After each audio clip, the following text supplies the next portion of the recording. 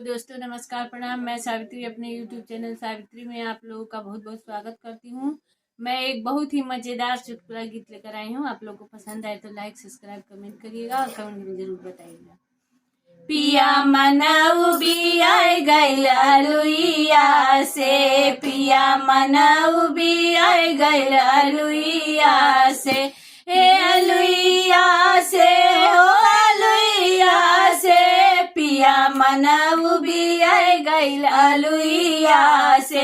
पिया मनाऊ बिया गैला लुइया से, जई के बजरिया से मशरूम लिया दा, जई के बजरिया से मशरूम लिया दा, मशरूम लिया दा हो मशरूम लिया दा, ओके कटवाई दा ससुइया से, पिया मनाऊ बिया गैला लुइया से,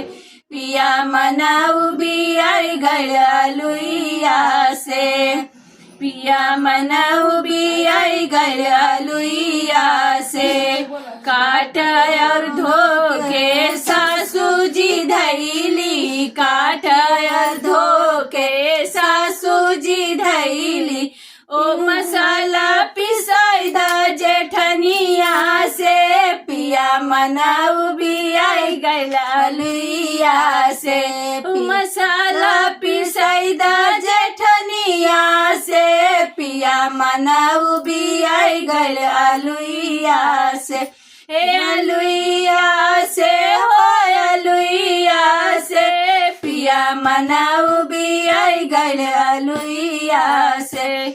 आज मोरा तबीयत ठीक नहीं बाटे, आज मोरा तबीयत ठीक नहीं बाटे, पिया सब्जी बनवाई दाना नदिया से, पिया सब्जी बनवाई दाना नदिया से, पिया मनाऊ बिया गैला लुइया से, पिया मनाऊ बिया गैला लुइया से।